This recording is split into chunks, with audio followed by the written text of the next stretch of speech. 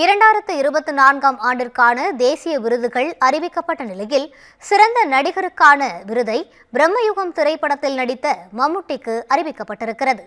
2024ஆம் ஆண்டு தணிக்கை சான்றிதழ் பெற்ற திரைப்படங்களுக்கான தேசிய விருது டெல்லியில் அறிவிக்கப்பட்டது.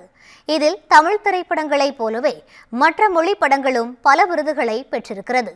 அந்த வகையில் சிறந்த ஹிந்தி திரைப்படமாக துஷார் ஹிராந்தானியின் ஸ்ரீகாந்த் திரைப்படமும், சிறந்த கன்னட திரைப்படமாக இயக்குனர் சுமந்த் பட் இயக்கத்தில் வெளியான மித்யா திரைப்படமும் தேர்வு செய்யப்பட்டுள்ளது.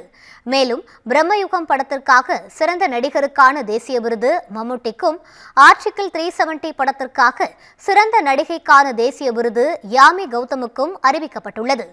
இதேபோல வீர சாவர்கர் படமான சுதந்திர வீர சாவர்கர் திரைப்படத்தின் இயக்குனர் ரந்தீப் ஹூடாவிற்கு சிறந்த அறிமுக இயக்குனருக்கான தேசிய விருதும், ARM திரைப்படத்தில் வரும் அங்குவான கோனிலு என்ற பாடலுக்காக வைக்கம் விஜயலட்சுமிக்கு தேசிய விருதும் அறிவிக்கப்பட்டுள்ளது.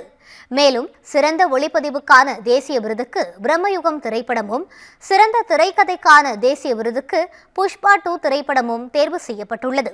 புஷ்பா திரைப்படத்திற்காக ஷீதலுக்கு சிறந்த ஆடை வடிவமைப்பாளருக்கான தேசிய விருதும், சிறந்த பொழுதுபோக்கு திரைப்படமாக கல்கி திரைப்படத்திற்கு தேசிய விருதும் அறிவிக்கப்பட்டுள்ளது.